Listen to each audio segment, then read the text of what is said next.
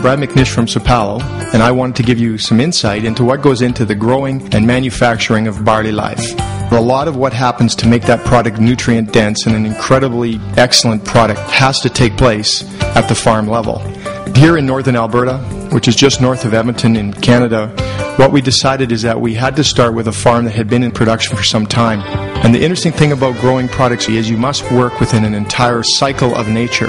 It's a very sustainable cycle because what we do is we use the natural cycles of the soil, of the air, of the water to help us make sure we grow the right product. In order for us to do that, we had to identify the right type of soil conditions, and certainly up here in Barrhead, Alberta, we certainly have ideal black soil conditions, which gives us an opportunity to maximize the nutrient density of this product. We seed our seed directly into this seed bed, and we've seeded a little higher density so that we get the density of the crop that we need so that it suppresses weed growth, because as that plant comes out of the ground, it creates this canopy that frankly just makes it very hard for weeds to compete. The question for us is, when do we harvest it? Once we've seeded it and the soil has looked after growing it, when is the ideal time to harvest it? Well, there is an ideal time, and that time is typically identified by the number of leaves on the plant. We call it the 5-leaf stage. It's going to be approximately 15 to 17 inches tall. And the reason that we can tell this stage very easily, it's long before it decides to go to seed, or where it starts to form a head that you would typically associate with barley as a grain.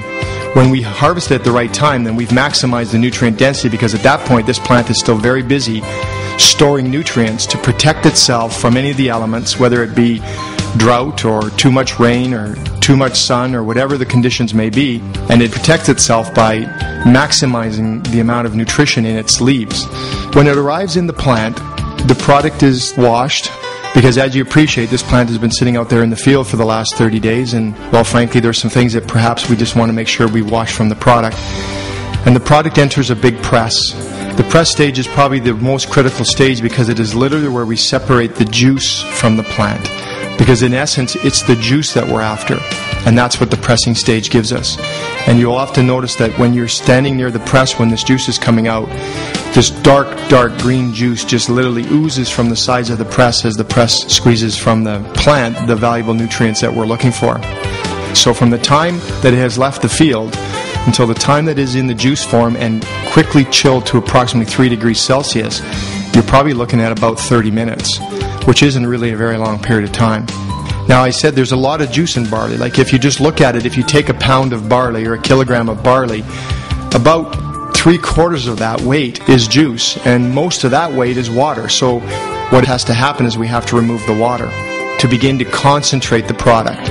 Once we have this juice into this concentrated form, we add some of the ingredients that we need to add to it to ensure that it has good shelf life and good mixability. And once those ingredients are mixed together, then the product is transferred to the spray dryer. What it does is it takes the juice and creates a very, very fine mist that is sprayed into some warm air, and the water that is in that mist is quickly flashed off or evaporated, and as the mist falls through the dryer, the water is dried off, and what you end up landing in the bottom of the dryer is the powder that really represents the nutrients that were in the juice in the first place.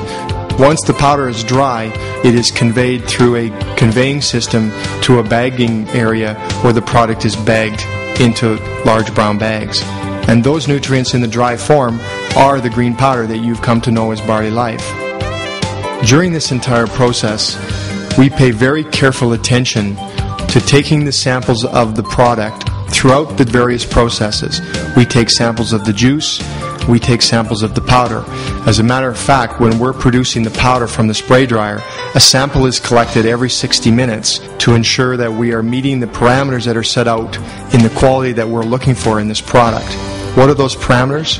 Well, we do some of the big tests, of course. We test for protein, we test for chlorophyll levels. But the other thing we must make sure is that the product is safe. And when we talk about safe, what we mean is that it is free from bacteria. We also send those exact same samples to a third-party lab to verify our results. This is just something we're not prepared to get wrong. But it doesn't even stop there. Once the product comes back from a third-party lab, we inform AIM that the product is ready to ship to them. They then take a sample of the product and they also do their own testing.